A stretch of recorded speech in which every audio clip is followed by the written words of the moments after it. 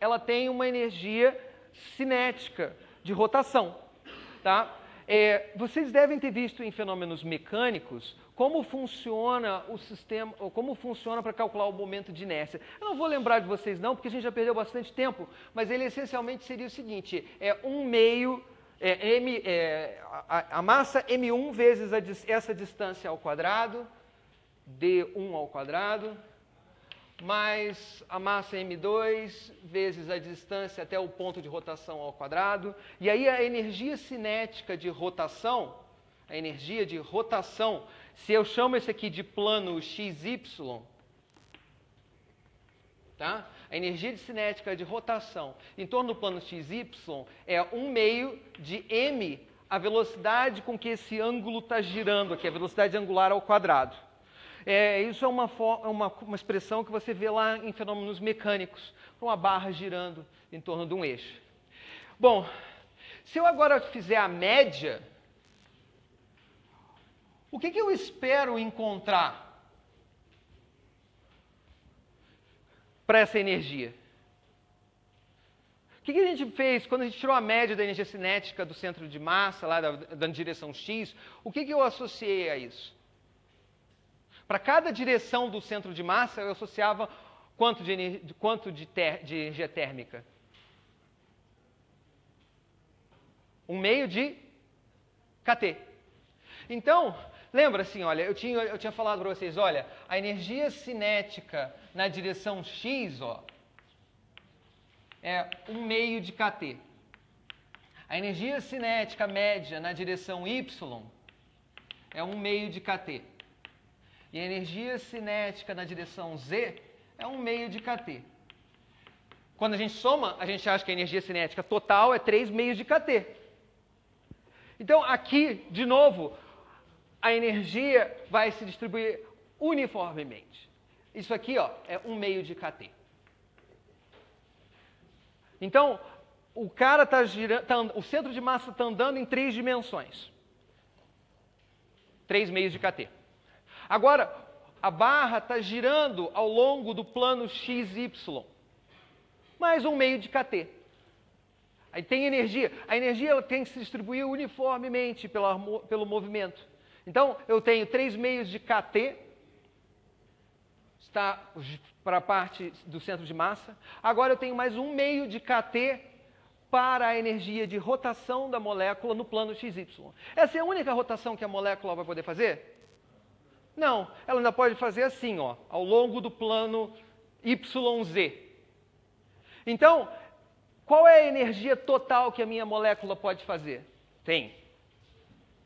Então, olha só, a energia total, a energia média total, eu vou ter a energia cinética média do centro de massa, cinética, mais a energia de rotação média no plano XY, mais a energia média de rotação no plano YZ. Então, esse aqui, ó, a gente já tinha visto, era 3/2 de kT, mais 1/2 de kT, mais 1/2 de kT. No total, a gente chegou à conclusão que nós temos o quanto? 5/2 de kT. Então, se fosse só isso, como seria a energia interna do meu gás? Oi? Tem o quê? Não, você só precisa de 2 ângulos para determinar a rotação. Para fazer uma rotação arbitrária, eu posso girar assim e assim.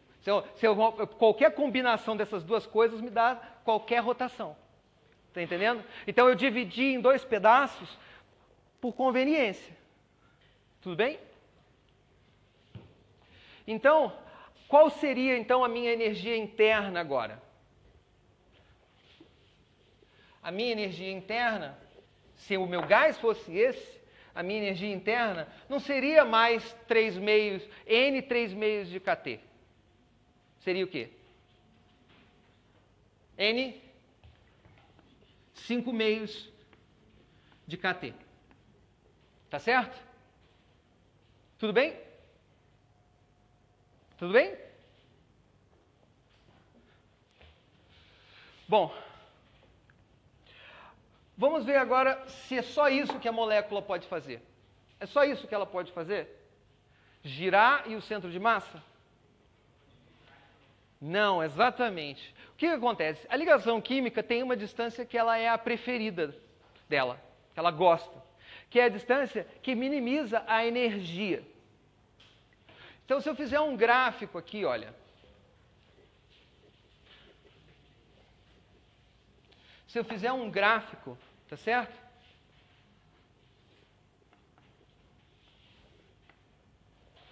De energia da ligação química.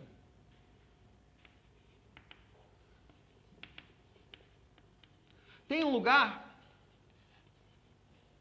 onde a separação das moléculas é tal em que essa energia é mínima, né? Onde o sistema ficou feliz. Agora eu posso apertar a molécula. Se eu aperto a molécula, o que eu imagino que acontece com essa energia? A ligação química está feliz? Não. Então o que acontece com a energia? Aumenta. Agora eu posso esticar a molécula também. Se eu estico a molécula, o que acontece com a energia? Também aumenta. Tá? Então, genericamente, pode ser super complicado, mas genericamente é isso que eu espero. Agora, a distância D, ela pode variar, mas ela não vai variar muito. Diga. Porque, olha só, vamos imaginar que você tem dois elétrons, você tem um elétron, um átomo, a molécula de hidrogênio. Você tem próton, próton, elétron, elétron. Então, você tem que os elétrons atraem os prótons, tá? E eles se repelem entre si, tá certo? Então, quando você afasta as duas moléculas, você está deixando infeliz o fato desse elétron estar atraindo aquele próton. E esse elétron aqui está atraindo o próton do lado de cá. E quando diminui, porque os dois prótons agora estão se repelindo também. Tá? E eles querem então ficar afastados um do outro. Os dois elétrons querem ficar afastados um do outro também. Então, quando você aproxima demais, você está fazendo com que essa interação coulombiana fique infeliz. Aumente a energia de repulsão elétrica. Quando você afasta demais, você de novo está fazendo com que o sistema fique infeliz. Você está aumentando a energia, fazendo com que a energia de interação, né, de atração, também não seja a mais baixa possível. Tudo bem? Então, de maneira geral, a grosso modo, é isso aqui que você espera. Tem uma coisa que vocês deveriam ter aprendido em cálculo e vocês não aprenderam. Né? Porque até onde eu sei, eles tiraram da ementa. Isso se chama série de Taylor. Né? Vocês chegaram a ver? Algumas pessoas viram, outras não. O que diz a série de Taylor? O que a série de Taylor fala para você? Ela diz o seguinte, olha, se eu tiver uma função genérica, arbitrária, eu consigo escrever essa minha função, tá? Aqui, ó, uma função, que é x, f de x. E aqui eu tenho uma função, ó, tá aqui, que eu não conheço os detalhes dela, mas eu conheço um ponto muito bem. Esse ponto aqui, ó, x0. Agora, eu quero saber qual é o valor da função num ponto perto do ponto de x0, do valor de x0. Eu sei o valor da função em x0. Perto de x0 eu não sei. Mas eu quero escrever essa função. Eu quero escrever a função na posição x0 mais ΔX. Ó, esse ponto aqui, ó, x0 mais ΔX. Então, ó, eu quero calcular a função. Bom, a primeira aproximação que eu posso fazer é dizer assim, olha, eu sei o valor da função em f de x0. Está aqui, ó, f de x0. Beleza. Essa é a aproximação mais grossa que você pode fazer, mais dura, ordem 0. Agora, eu não quero a função nesse ponto, eu quero no ponto seguinte. Bom, mas eu não conheço a função no ponto seguinte. Mas naquele ponto x0 eu conheço muito bem a função. Além do valor dela, eu sei o valor da derivada dela naquele ponto. Então, se eu sei o valor da derivada, lembra como é que é a derivada? Você tem um vetor você tem uma reta tangente, tá certo? Essa reta tangente está aqui, ó. O ângulo que ela faz é o ângulo, o ângulo que ela faz é a derivada da função naquele ponto, tá certo? Então, você tem assim, ó, que eu posso agora pegar essa distância, essa altura que está aqui, ó, e aproximar. Que ponto seria esse aqui? Seria f calculado no ponto x mais ΔX menos f de x0 dividido por ΔX. Isso aqui é a função df dx calculada em x0. Tá certo? Então eu posso dizer, ó, f de x mais ΔX, isso aqui é no limite quando ΔX vai para zero. Quando ΔX não é zero, eu não posso botar um sinal de igual aqui. Tem que botar um a mais ou menos, é aproximado. F de x0 é mais ou menos de x mais ΔX, x0 mais ΔX, é f de x0 mais a derivada de f calculado em x0 vezes ΔX. Tá certo?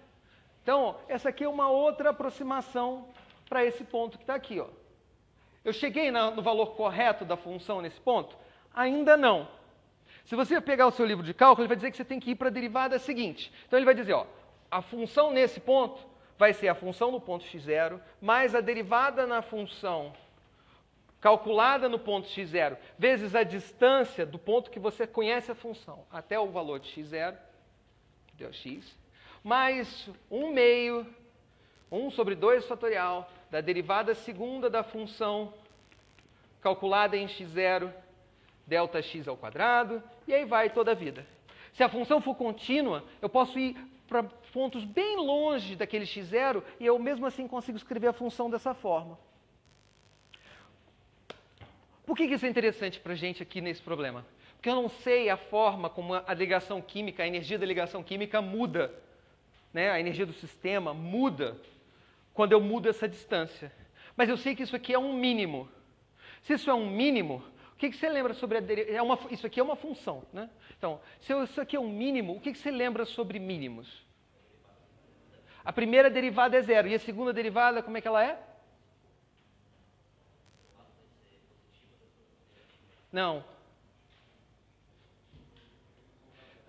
A derivada é o quê? A derivada segunda ela vai ser positiva ou negativa? Positiva. Porque é um mínimo.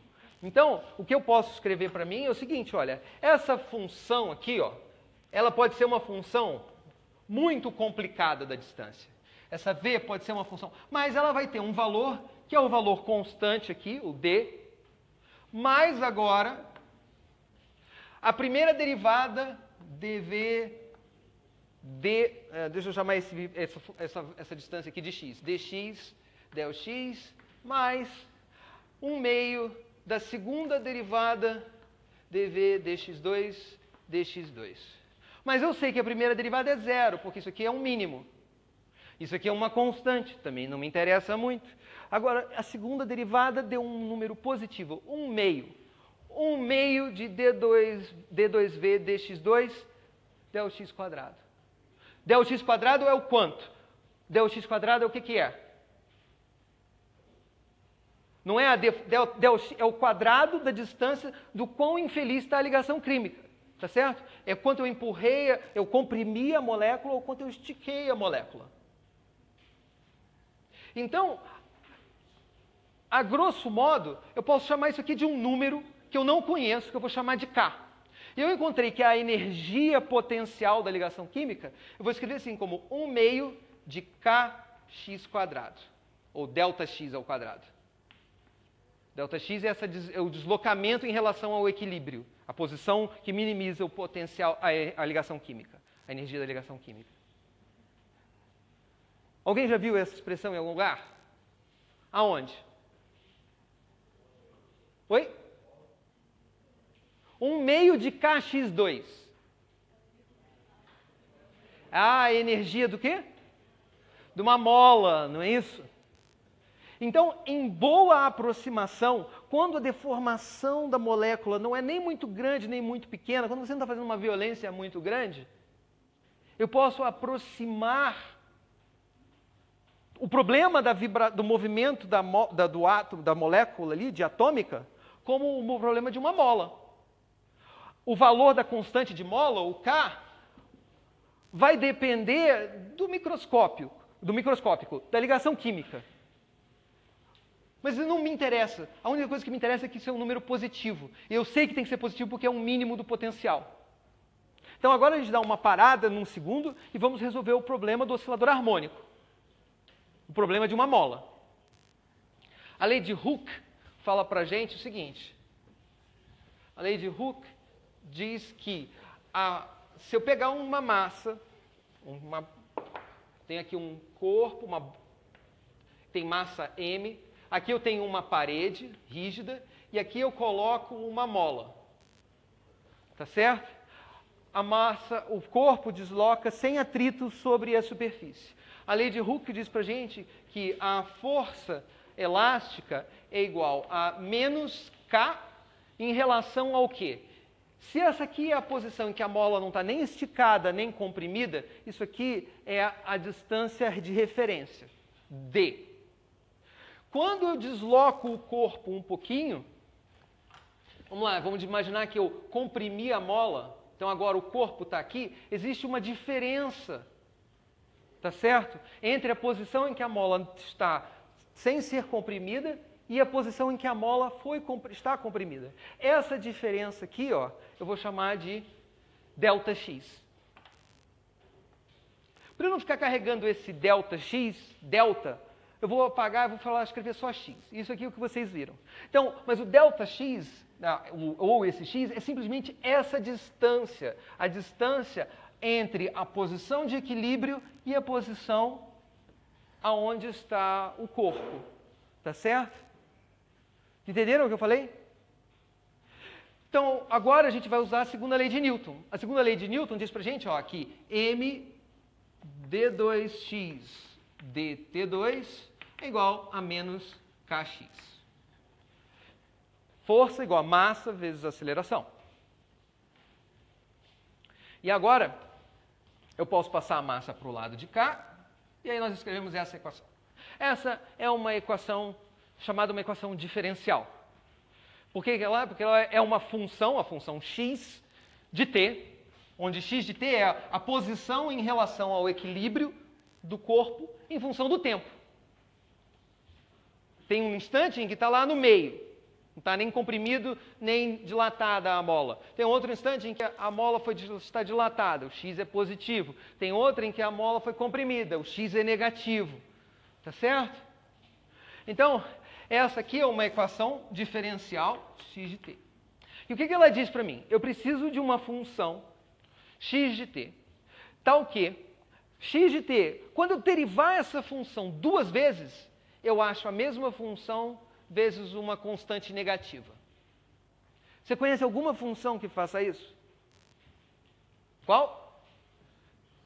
Seno e cosseno, viu?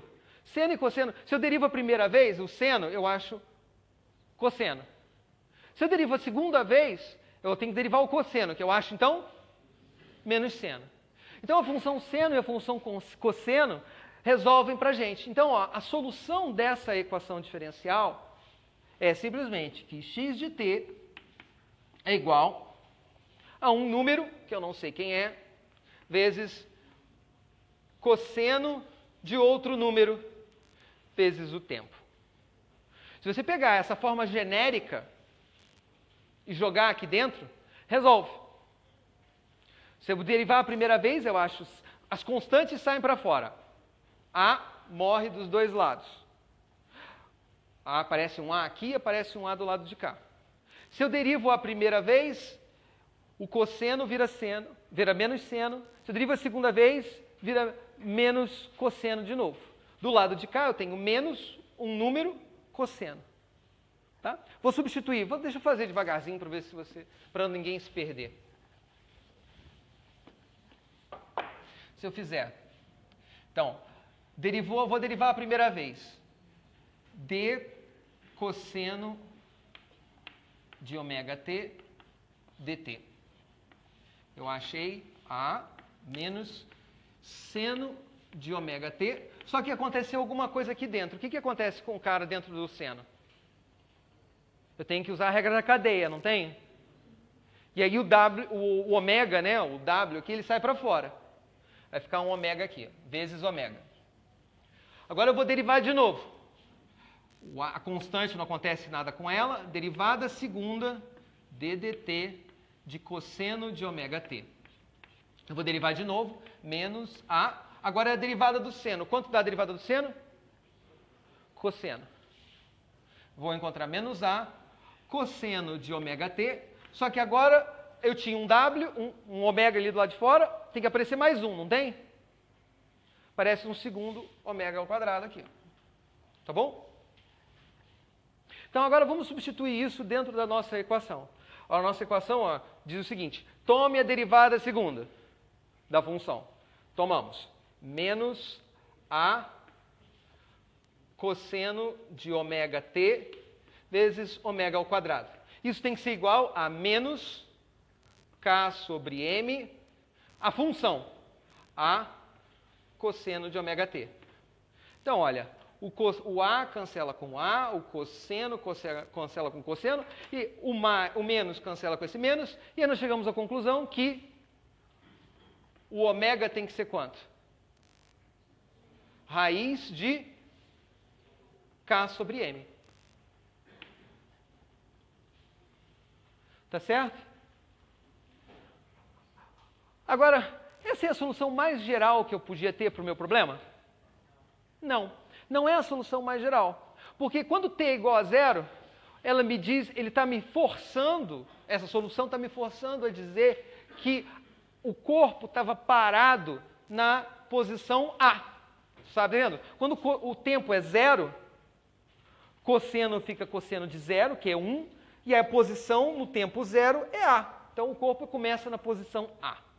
Aqui, sei lá. Esse não é o problema mais geral possível. Eu podia ter começado com o corpo em qualquer lugar. Então, eu preciso de mais um grau de liberdade. Um grau de liberdade que determine essa condição inicial, aonde o corpo estava no instante t igual a zero. Então, em vez de ter simplesmente a cosseno de ômega t, eu tenho que botar um outro número, uma outra constante. Isso é um número que eu determino no instante que eu digo aonde o corpo estava no começo do movimento. Quando eu solto a mola, o corpo na bola. Tá tudo bem?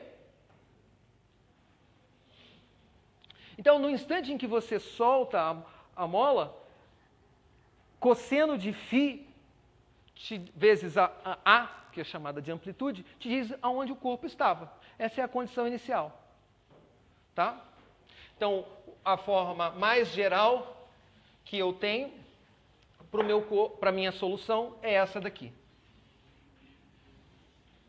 Tudo bem? Então, nós chegamos, x de t é igual a cosseno de ômega t mais φ, e eu encontrei que o ômega tem que ser ligado à constante de mola dividido pela massa. Tá bom? Bom, se essa daqui é a equação do movimento, é a solução da equação do movimento, como é que eu determino agora a energia desse movimento? Como é que é a energia? Como é que ela lembra do problema de... por que a energia do oscilador harmônico é 1 meio de kx quadrado, mais p quadrado, mais 1 meio de mv2? Tem uma parte que vai ser da energia potencial da mola, uma parte que é energia cinética. De onde vem isso? Vocês lembram dos fenômenos mecânicos? O teorema energia-trabalho? Vamos fazer isso, Essa aqui é a lei de Hooke, a lei da força da mola. Agora, essa aqui também é a segunda lei de Newton. Massa vezes a aceleração. E a aceleração é dv dt. Tá certo? Bom, eu posso agora calcular o trabalho o trabalho da força sobre o corpo. Eu tenho que multiplicar F vezes o deslocamento. Vamos fazer o trabalho infinitesimal. O trabalho infinitesimal é F vezes a distância dx. Então, a força fez a mola está fazendo uma força sobre o corpo. E o trabalho que é dessa força é F vezes o deslocamento. Força vezes a distância que o corpo se mexeu, dx. Isso, então, é igual a massa vezes dv dt, vezes dx. Agora eu vou fazer como um físico faz essa demonstração. Eu vou chegar, olha, isso aqui são um monte de coisas infinitesimais. Eu vou juntar esses dois diferenciais aqui, ó. E aí eu vou escrever, ó, o trabalho, o diferencial de trabalho é força vezes o deslocamento é igual a massa dx dt. O que é dx dt? É a velocidade. Velocidade dv. Agora, eu não quero o trabalho infinitesimal, eu quero o trabalho total. Então, eu vou integrar todo mundo. Tá? Então, isso aqui, olha, é o trabalho realizado pela força. É igual a força vezes a integral de força dx. Agora, do lado de cá, é a integral entre a velocidade inicial e a velocidade final. A massa não muda, é uma coisa que sai da integral. Fica massa é integral de v dv. Quanto é a integral de v dv? Oi? V quadrado sobre 2. Então, eu encontrei m sobre 2, v final ao quadrado menos v inicial ao quadrado. Tá certo? Então, ó, o trabalho é igual à variação da energia cinética. Seria só isso? Ah, ainda não, olha só. Porque se eu te disser qual é a forma dessa força, eu ainda posso fazer essa integral aqui. Então, se eu escrever aqui para vocês, ó, que o trabalho é igual a variação de energia cinética, 1 meio de m v final ao quadrado menos 1 meio de m v inicial ao quadrado. Só que eu posso, se eu te digo quem é a força, eu posso fazer essa integral. Menos a integral dx de kx. Menos kx é a força, tá vendo? Essa força aqui, ó, é menos kx. Então, substituir aqui, ó, k é uma constante, vou tirar. Fica a integral dx de x entre a posição inicial e a posição final. Quanto dá essa integral? X quadrado sobre 2. Então, a gente encontrou, ó, que o trabalho é igual a 1 meio de m v final ao quadrado menos 1 meio de m v inicial ao quadrado, que é igual a menos k sobre 2 x final ao quadrado mais k sobre 2 x inicial ao quadrado. Agora eu vou fazer uma mágica. Eu vou botar todo mundo que é final para um lado e todo mundo que é inicial para o outro. Na hora que a gente faz isso, a gente chegou à conclusão, olha, que 1 meio de m v final ao quadrado mais 1 meio de k x final ao quadrado é igual a 1 meio de m v inicial ao quadrado mais 1 meio de k x inicial ao quadrado. E isso aqui é o que a gente chama de energia mecânica. Esse é o número que não muda. Esses são os blocos que não desaparecem do Denis do Pimentinha. Tá? Então, agora que a gente tem a expressão da energia, você vê que quando eu puxo a mola, o corpo, estico a mola no ponto máximo, eu posso encontrar o valor da energia. Qual é a velocidade da bola, do corpo no instante em que, que a mola foi esticada ao máximo, antes de eu soltar ela? Oi?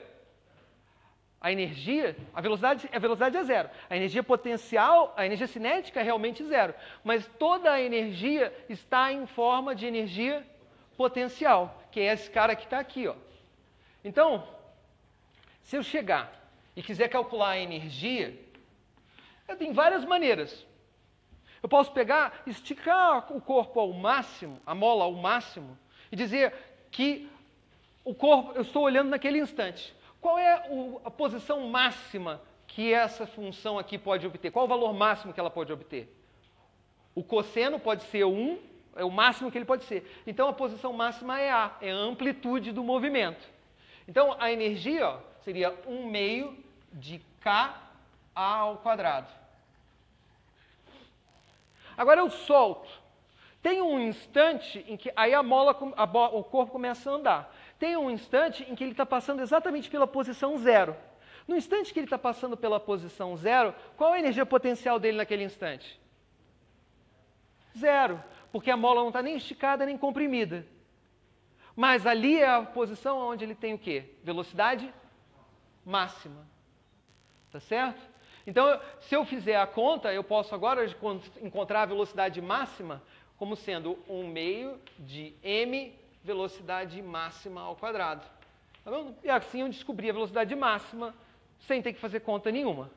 Eu podia olhar aqui também, né? A velocidade máxima também é fácil de calcular por aqui. Ó. Posso tomar a derivada, dx dt, essa é a velocidade. O lugar onde o seno for máximo vai ser o lugar onde vai ser a energia, o lugar de velocidade máxima e o valor da velocidade máxima.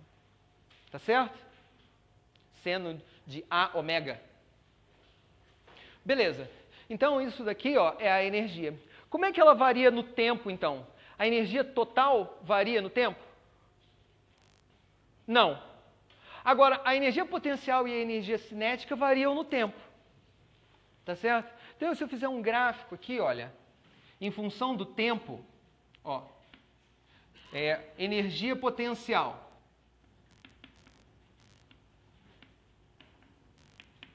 Em função do tempo, tá? A energia potencial, no instante t igual a 0, ela seria a energia máxima. Vamos supor que a gente começa aqui com φ 0. Então, a energia potencial tem um instante em que ela é máxima. Tá? Onde eu acho que, se eu substituir aqui, ó, como a minha expressão para energia, ó, energia potencial,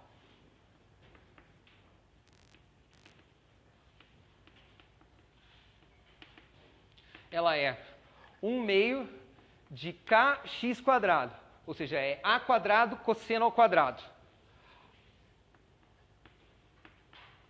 Cosseno ao quadrado de ômega-t. Se eu botar o φ igual a 0, tem um instante em que ela tem o valor máximo, 1/2 de k². Tá? Aí depois, ela começa a diminuir, porque o cosseno vai diminuindo de valor, tá certo? E aí ela atinge um mínimo. E depois ela volta a subir. E depois ela atinge um máximo, um mínimo, e aí vai. Tá certo? Se eu quiser agora calcular a energia cinética também começa inicialmente nesse problema com 0, mas aí tem um valor em que ela tem um instante em que ela atinge o máximo, depois ela é um mínimo, depois é um máximo, depois é um mínimo, de forma com que a soma das duas seja o quê? Constante. Tá certo? Então a energia cinética está aqui em azul, ó. E a energia potencial está em branco. Quando eu somo as duas, eu acho sempre o mesmo número E, que é a energia mecânica total. Tá bom? Beleza. Então, agora que a gente tem isso, a gente pode fazer a seguinte pergunta. Olha, qual é a energia potencial? Qual é a média? Se eu tirar a energia média no tempo, se eu faço uma média da energia total no tempo, quanto dá? Isso dá E. Não muda nada. Mas se eu fizer a média da energia cinética e a média da energia potencial, o que eu posso afirmar? Quanto elas têm que ser em relação uma em relação à outra? Se metade do tempo a energia está na forma potencial e na outra metade do tempo ela está na forma de energia cinética, quando eu fizer a média no tempo das duas, elas são iguais. Então, o que eu posso dizer é que a energia cinética média do oscilador harmônico tem que ser igual à energia potencial média do oscilador harmônico. Num determinado instante do tempo, elas não são, mas na hora que eu faço a média no tempo, as duas têm que ser iguais. Então, agora vamos voltar para o nosso problema. Agora que a gente fez esse grande parênteses, vamos voltar para o problema da nossa molécula aqui, ó. A gente já tinha encontrado o seguinte, que nós tínhamos que a energia da molécula, a gente já tinha encontrado que a energia da molécula, a energia média dela, tinha 3 meios de kT, por quê? Por causa do centro de massa, mais 1 meio de kT da rotação numa determinada direção e mais 1 meio de kT na rotação na outra direção. Só que agora eu estou permitindo que a molécula se mexa ao longo desse eixo. Então, ele tem mais uma energia cinética, que é a energia cinética dela se mexendo ao longo desse eixo. 1 meio mais 1 meio da massa reduzida, a distância x em relação ao equilíbrio ao quadrado, dx, v de x. Isso aqui é o eixo x. Tá? Só que além disso, eu tenho a energia potencial de eu deformar a molécula, mais 1 meio de kx ao quadrado. Eu estou fazendo a média de todo mundo. Bom, o que a gente tinha definido sobre a energia cinética média ao longo de uma determinada direção? Quanto que ela tinha que dar? 1 meio de K? 1 meio de kT, não é? Para cada direção do centro de massa, que era um movimento de energia cinética, eu dei 1 meio de kT, 1 meio de kT, 1 meio de kT, 1 meio de kT. Aí agora, para o movimento de rotação, eu disse assim, tem 1 meio de kT porque eu estou rodando nesse plano, e mais 1 meio de kT porque eu estou rodando nesse plano. Agora, eu vou dizer, olha, o movimento da molécula nessa direção também vai ter 1 meio de kT. Então, essa energia cinética média aqui, ó, também vai ser 1 meio de kT. Só que agora eu fiquei na dúvida, o que eu vou botar aqui? Como é que eu vou relacionar a energia potencial média do oscilador harmônico, né, da molécula vibrando, com kT? Eu sei que elas são iguais, que a média no tempo é igual. Então, apareceu aqui, olha, esse cara aqui também vai me dar mais 1 meio de kT. Então, agora eu vou somar todo mundo, ó. 3 meios de kT mais 2 kT. Eu cheguei à conclusão, ó, que a energia, ó, agora é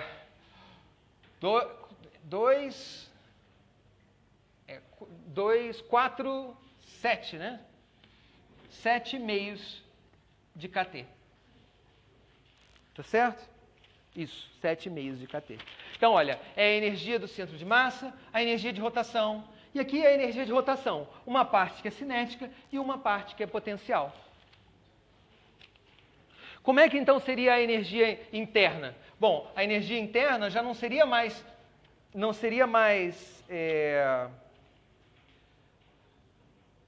a energia interna já seria 7 meios de nKT.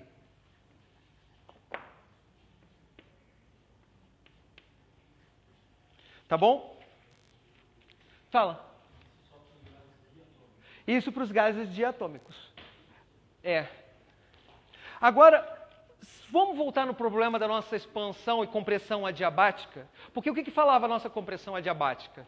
Ela dizia, olha, que PV na gama tinha que ser igual, isso aqui eu chamei de energia interna total. PV na gama tem que ser uma constante. E o que é o gama? O gama tinha vindo da relação da energia interna. Ó, eu tinha assim, ó. Eu tinha que, era um gás ideal, PV é igual a nKT, tá certo? E eu tinha que isso aqui tinha que ser gama a menos 1 da energia interna. Só que como a energia interna está aqui, ó, nKT, 7 meios de nKT é energia interna, isso aqui, olha, seria, eu teria que escolher o gama a menos 1 vezes 2/7, tá? para encontrar NKT. Ó. Então, o gama menos 1, não, 7,5, né? O gama menos 1 tem que ser 2/7. Tá certo? Porque aí, na hora que eu multiplico esse número por esse, eu acho o NKT. Então, o gama, para o gás diatômico, tem que ser 9/7. Por que isso é interessante? Porque agora eu cheguei à seguinte conclusão. Olha, se eu pegar um gás, botar ele dentro de um pistão, isolar o pistão completamente do resto do ambiente. E agora eu vou fazer um gráfico P vezes V. Se eu fizer um gráfico P vezes V, ó, eu vou conseguir uma curva. Se essa curva for representada por gama a 9/7, o gás é diatômico. Se a curva for representada agora por um gama que é 5/3, o gás é monoatômico.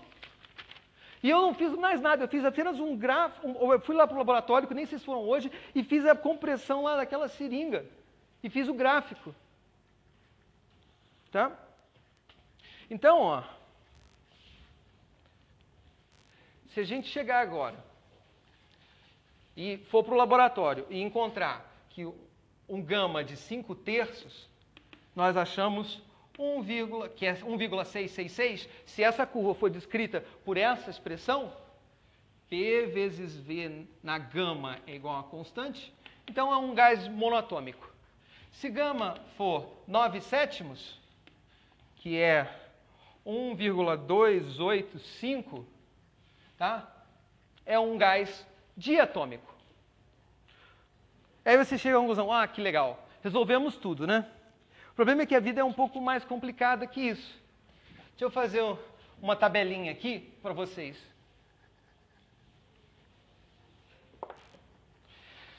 Se eu pegar aqui o gás, temperatura em graus Celsius, e o valor de gama que é medido no laboratório, tá?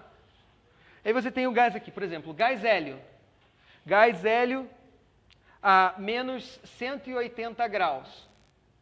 Qual o valor de gama? 1,66. Molécula de hidrogênio, H2, a 100 graus Celsius. 1,404. Molécula de oxigênio, a 100 graus Celsius, 1,399. Molécula de I2, a 185 graus, 1,3. Molécula de hélio, átomo gás de hélio, a 2.000 graus, 1,3. Aí você diz, pô, que coisa esquisita, né? Olha só que legal. O hélio deu bonitinho, 1,666. O hélio, gás monoatômico, perfeito, deu exatamente o que tinha que dar. Agora, quando eu peguei o hidrogênio, gás hidrogênio, ou gás oxigênio, deu 1,4, 1,39. Você vê que ele é bem diferente do que deveria ter dado, né? Você pega o hélio a 2.000 graus, deu 1,3. Por quê? Então, o gama, apesar dos caras ser gás o tempo todo, ele parece que está dependendo da temperatura. Quando o Maxwell fez todos esses cálculos em 1850, ele descreveu isso como um grande problema da teoria microscópica, da teoria dos gases. Na época havia uma guerra de ideias entre dois grupos. Existiam as pessoas que acreditavam na existência de átomos e as pessoas que não acreditavam na existência de átomos. E esse cálculo, os cálculos de gases, explicava quase tudo, mas chegava aqui, ele batia numa inconsistência com os dados experimentais. E isso levou 50 anos para ser resolvido. Só foi resolvido com a mecânica quântica. Então, aqui está uma primeira falha da mecânica clássica. Não é que o Maxwell errou nas contas dele, ou que qualquer uma das nossas coisas tenha sido feita errada, não. A mecânica clássica, as bolinhas girando, né, a haste se mexendo, isso é o que estava errado, não, isso é o que está errado no argumento. E quer ver por quê? Eu preciso botar um gráfico aqui.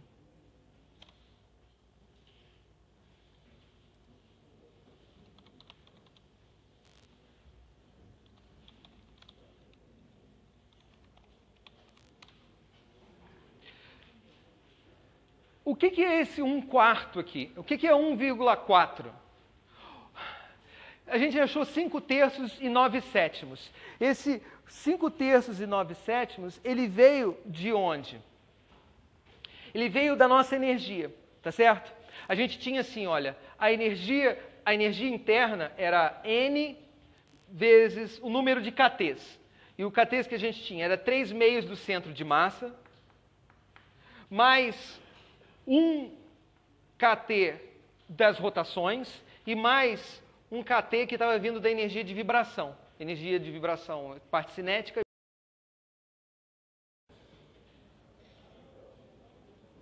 Se você faz esse gráfico, olha só, oxigênio e hidrogênio. Se a temperatura for muito alta, tá? Eles estão aqui, ó. Se a temperatura for muito baixa, você está se aproximando do gás ideal, 1,6. Se a temperatura for muito alta, está aqui, olha, está num valor 1,4, 1,3 aqui, 1,2, que é quase esse aqui, 2,8 aqui, 8,5. Então, se a temperatura for muito alta, a molécula diatômica está se comportando como uma molécula diatômica. À medida que eu vou baixando a temperatura, tem um momento em que parece que desaparece o grau de liberdade de vibração. E aí, se eu abaixo mais ainda a temperatura, tem um momento que parece que a molécula não roda mais. Só tem os graus de liberdade do centro de massa. E aí, como é que você entende isso? É só com a mecânica quântica. Porque agora os níveis, se a gente disser que a molécula pode existir em qualquer nível de energia, isso aqui é inevitável. Tem qualquer energia de vibração, pode ter qualquer energia de rotação. Ou seja, o que isso quer dizer? Aquela amplitude de deformação da mola pode ser qualquer coisa. Se eu digo que isso é verdade, isso aqui é inevitável e eu levo uma inconsistência. Agora eu digo, não, existem energias específicas de vibração. Então, existe uma energia que é a energia de menor valor, H cortado vezes 1/2. Essa aqui é a menor energia de vibração que existe. Existe uma energia que é a primeira energia de vibração permitida pelo sistema no instante seguinte. H cortado ômega 1 mais 1/2. Existe uma segunda energia permitida. H cortado ômega 2 mais 1/2. Essas aqui vocês vão ver, quando fizerem o curso de Física Quântica, daqui a 2 quadrimestres, são os níveis de energia permitidos para um oscilador harmônico. Ele não pode existir em qualquer grau de liberdade, com qualquer energia. O oscilador existe com energias específicas. Quando a temperatura é muito alta, todos os níveis, o 2, o 3, o 4, o N, todos eles têm uma determinada probabilidade de serem preenchidos, de ter átomos ali. Então ele se comporta como quase clássico. Então, para altas temperaturas, o sistema é clássico, as amplitudes podem ser imaginadas como sendo quaisquer, e aí a nossa descrição da molécula diatômica, com o gama igual a 9/7, funciona. À medida que você vai baixando a temperatura, você vai ver que tem lugares que a energia não é, que o sistema não é permitido. Então, se H cortado ômega for muito menor que K vezes a temperatura, nesse instante a quântica começa a funcionar. E aí toda essa descrição clássica que a gente fez para de funcionar, para de fazer sentido. E por isso que tem essa passagem por um estado onde parece que não tem mais vibração nenhuma na molécula.